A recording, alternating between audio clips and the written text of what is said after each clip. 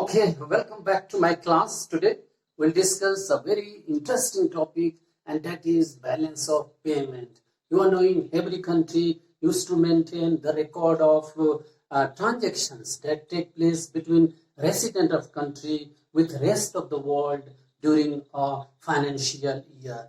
And this record of transaction of a country is known as balance of payment. Let us see what is the definition given.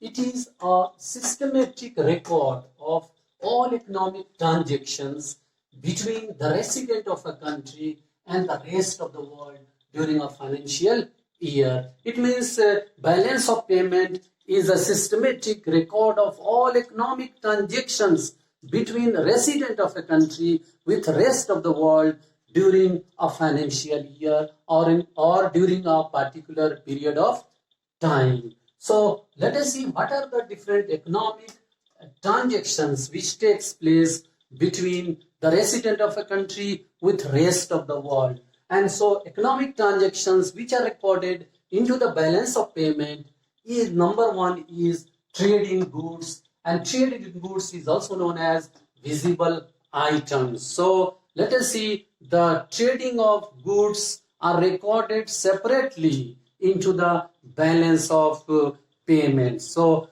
this visible items, this records only the goods. This recorded the goods alone. We can say the import and export of goods are recorded into the balance of payments. Goods, you are knowing, goods means material goods which have the shape, size, and which can be seen, which can be touched.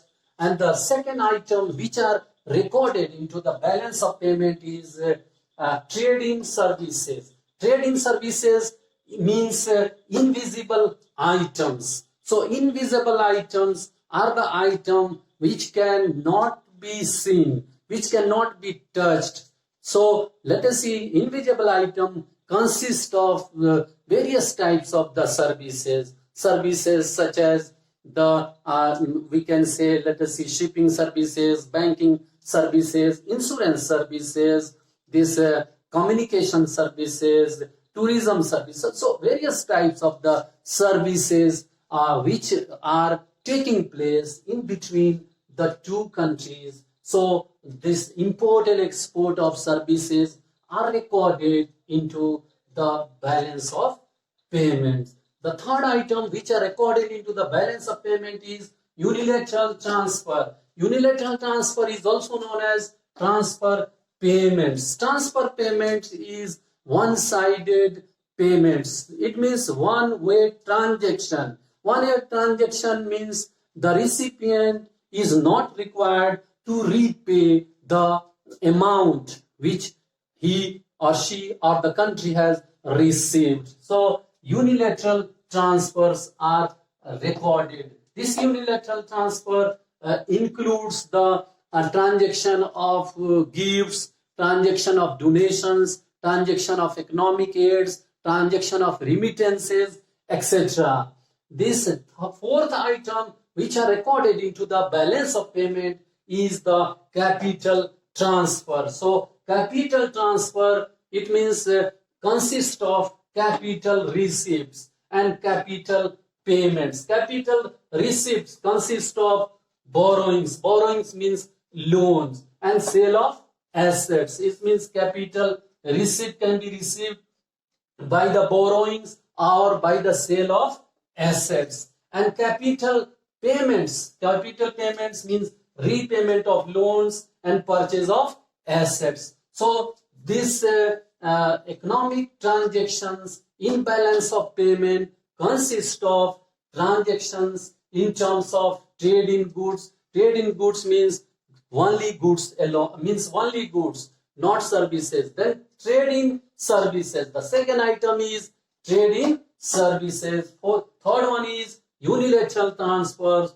Fourth one is capital transfers. So let us see what is the structure of the balance of payments. So the structure of the balance of payment is just like other business transactions. So just like other business transactions, that this balance of payment is also recorded, and this is based on this structure of balance of payment is based on double entry system. Double entry system consists of two things. One is credit, another one is debit. So double entry system are divided into two sides. One is credit side, another one is debit side. Let us see what is recorded into the credit side. So all the receipts, all the inflow of the foreign exchange. You are knowing the tradings are taking place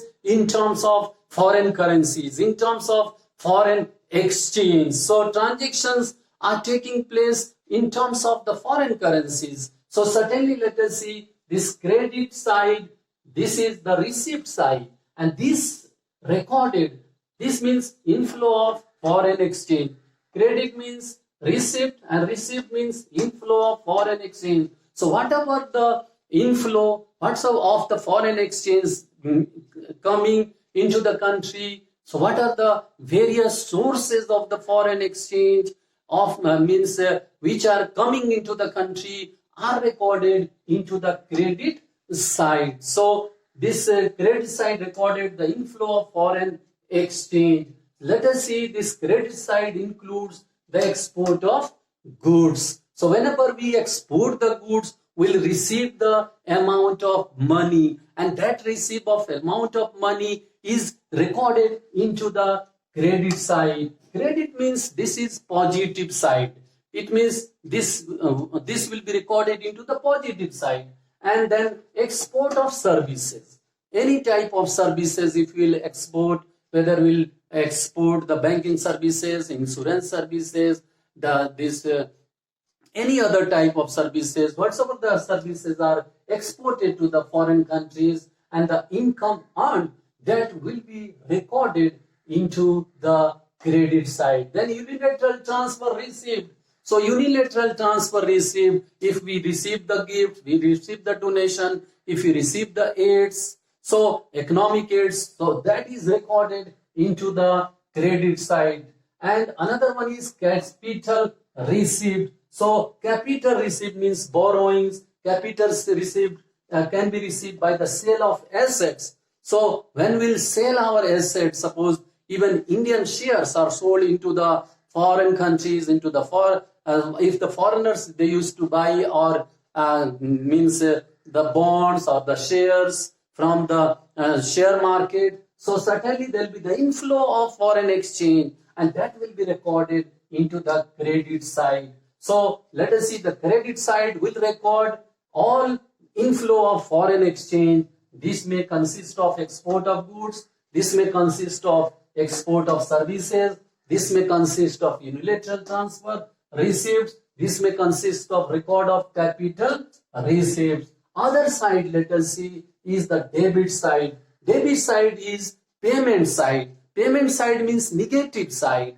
When we make the payment, then certainly there will be the, we can say, there will be the uses of the foreign exchange. It means the foreign exchange will reduce. So this means outflow of foreign exchange. It means outflow of foreign exchange, decrease in the foreign exchange will be recorded into the debit side, that is payment side. Let us see what are the items which are recorded into the debit side. One is the import of goods. When we will import the goods, we will make the payments. And certainly let us see this foreign exchange, there will be the outflow of the foreign exchange. Import of services. When we will import the services, any type of services if we will import, we will make the payment, and there will be the outflow of foreign exchange. Then unilateral transfer to other countries. Unilateral transfers to other countries, if we'll make the gifts, donations, aids to the foreign countries, certainly let us say there will be the negative of the foreign exchange. There will be the decline into the foreign exchange. There will be the outflow of the foreign exchange. It will also consist of capital payments. Capital payments means repayments of loans, purchase of assets, etc. So here let us see this, if we take the sum total of these items, this will give us total receipts. Total receipts is also known as inflow. So, and another side, this debit side, if we'll take the sum of the debit side, it will give us the total payments, total outflow. So, if the inflow of foreign exchange and outflow of foreign exchange both are equal, then we can say there is balance in balance of payment. Balance in balance of payment is means that credit side and debit side both are equal. The receipts of foreign exchange and the payment of foreign exchange both are equal. But let us see, it is not always equal. There is the disequilibrium into the balance of payment. So disequilibrium in the balance of payment is of two types. One is called deficit, another one is called surplus. So let us see what is deficit in balance of payment. So in the deficit balance of payment, our receipts, our credit or inflow of foreign exchange is less than the debit or outflow or the payment of the foreign exchange. It means the payment of foreign exchange is more than the receipt of the foreign exchange. It means outflow is more and inflow is less. It means here what I have written, credits, it means inflow is less than debit or outflow. So this is the deficit in balance of payment and surplus in balance of payment. Surplus in balance of payment means the receipt of foreign exchange, the inflow of foreign exchange is more than the outflow of foreign exchange, the payment of foreign exchange. So this is the surplus, this is deficit, this is the balance in balance of payment. I think these concepts are clear to all of you. So let us see what we have learned. We have learned the meaning of balance of payments. We have seen the different items recorded into the balance of payments, and we have seen the structure of the balance of payments. Into the next classes, we'll discuss the balance of payment accounts, the components of the balance of payment accounts. Okay, thank you.